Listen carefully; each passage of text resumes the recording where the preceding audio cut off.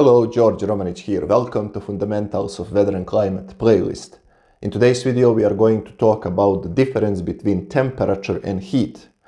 And then we will talk about the concepts of specific heat and latent heats. Towards the end of this video you will also learn why it is always better to chill your whiskey with a cube of ice rather than these cold rocks. So grab yourself a nice cup of coffee or perhaps whiskey and enjoy this lecture.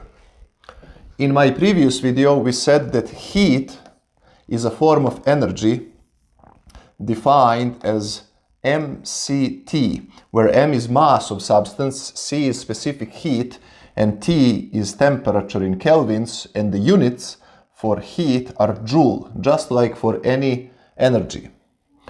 We also discussed in previous video that temperature is a measure of average jiggling motion, random motion of molecules and atoms that are making up substance. In my Thursday advanced playlist, I actually spent several videos using the concepts of kinetic theory of gases to precisely define temperature, but these are more advanced videos. Here we can say that temperature is proportional to the average or mean kinetic energy of particles that are making up that substance. And kinetic energy is then proportional to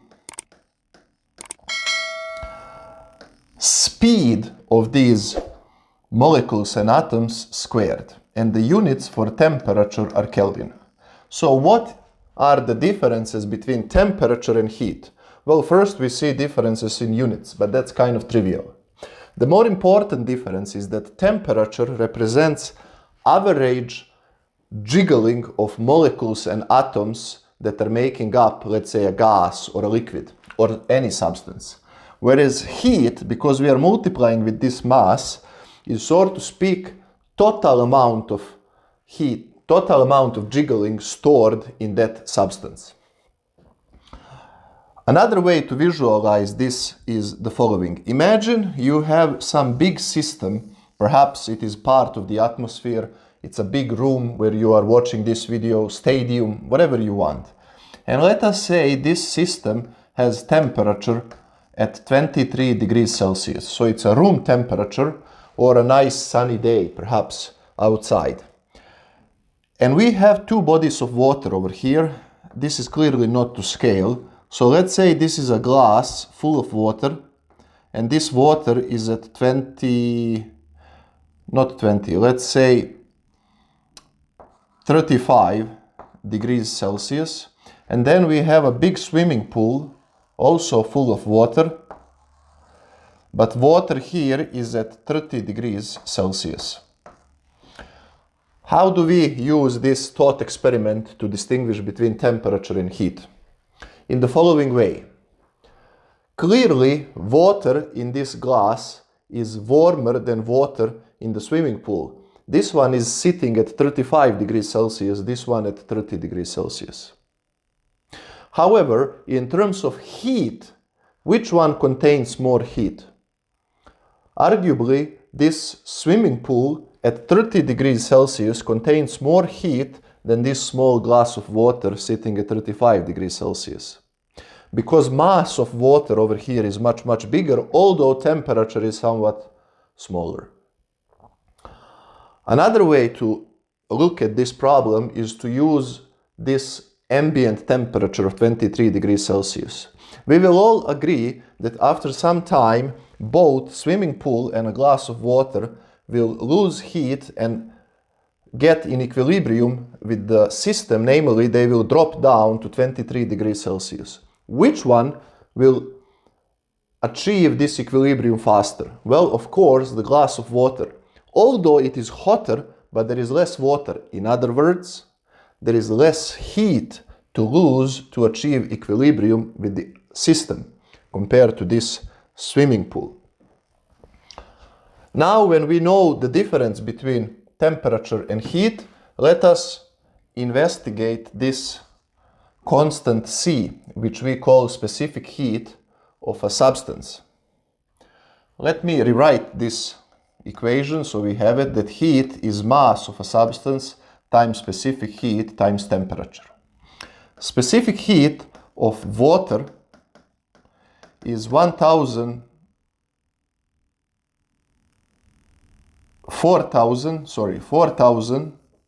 see, I'm doing this live, 4,186 joules per kilogram per Kelvin.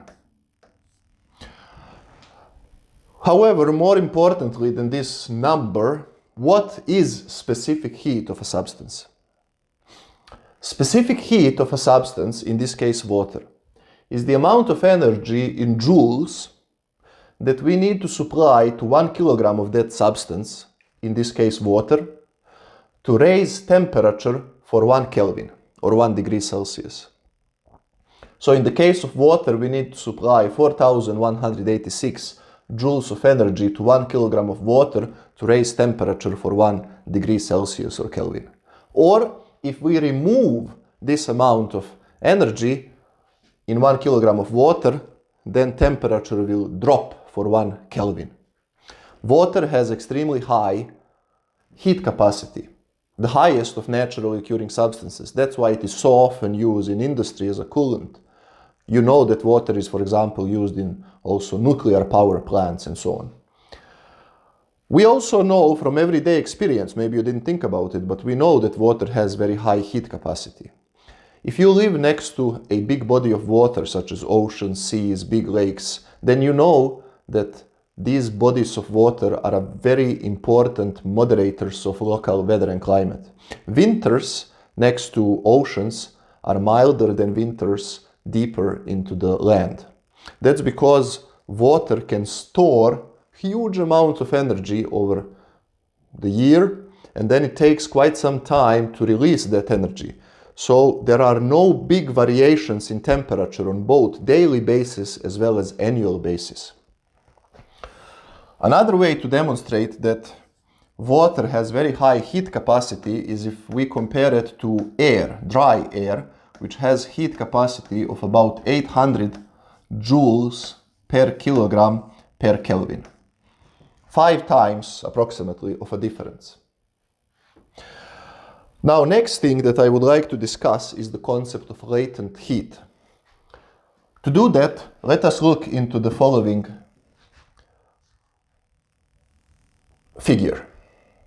Imagine that here I have temperature of a substance, and here is heat. And let's look into the example of water, because water is the most important substance for weather and climate on this planet. Let us take ice. And let's say, for the sake of argument, we start from -20. Ice is sitting at -20, of course. Some people think ice cannot be colder than 0 degrees Celsius. Ice can be as cold as you want, all the way up to 0 degrees Kelvin, negative 273.15 degrees Celsius. So let's just start. Ice is sitting at -20 degrees Celsius. So here is degrees Celsius. And we start adding heat to this ice. Ice starts warming up. Up to which value? Up to the value of 0 degrees Celsius. Here, something very, very important happens, and that is phase transition. This ice starts melting into liquid water. So the heat that we continue adding, very important what I'm about to say now, heat that we continue adding is not going into increasing temperature of the ice, but rather melting it into liquid water. So temperature will stay constant, but we are adding heat until that kilogram of ice is melted into kilogram of water. So here we have process of melting. And it happened that this process of melting is using 335 1000 joules per kilogram of energy to melt 1 kilogram of water, of ice. And then when we melted all that ice and we keep adding heat, temperature of liquid water starts going up. And it is going up until which value? Until we get to 100 degrees Celsius, when water starts to boil at sea level at least. And then we keep adding heat, but temperature of liquid water is not increasing. Instead, we are evaporating all that kilogram of water until that water becomes water vapor.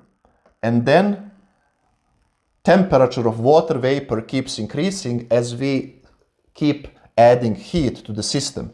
So what we have here is boiling.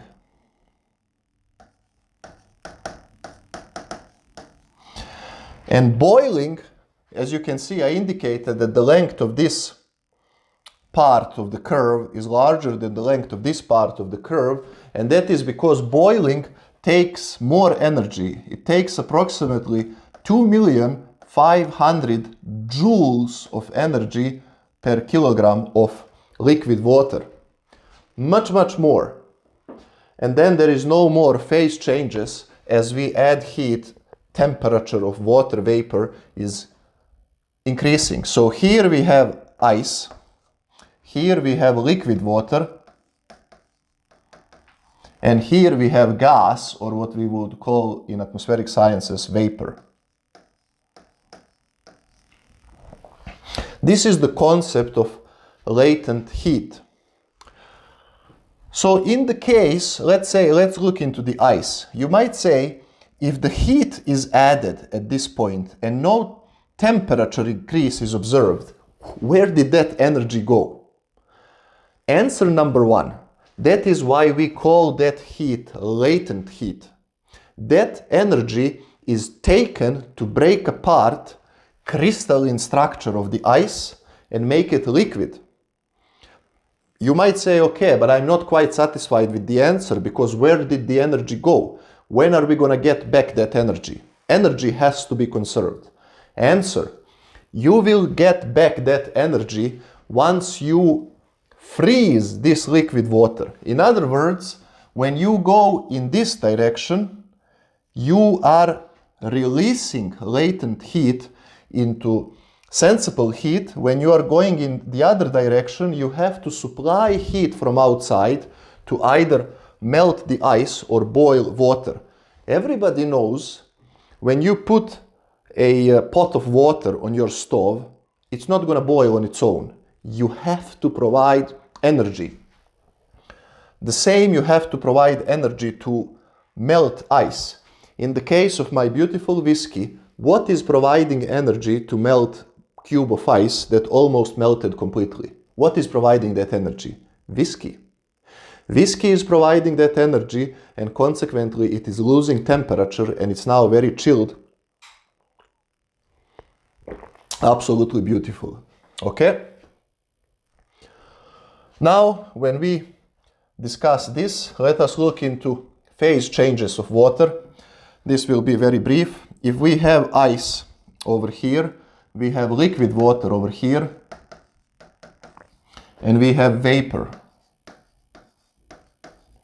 over here.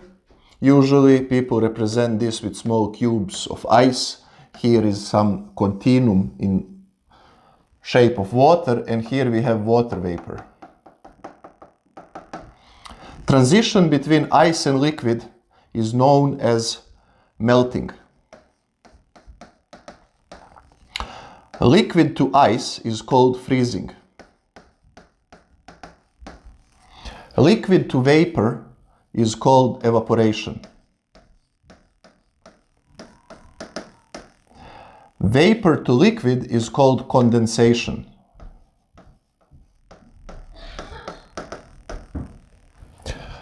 Can we go directly from ice to vapor? Answer is yes. We can skip melting and evaporation, go directly like so, and that is called sublimation.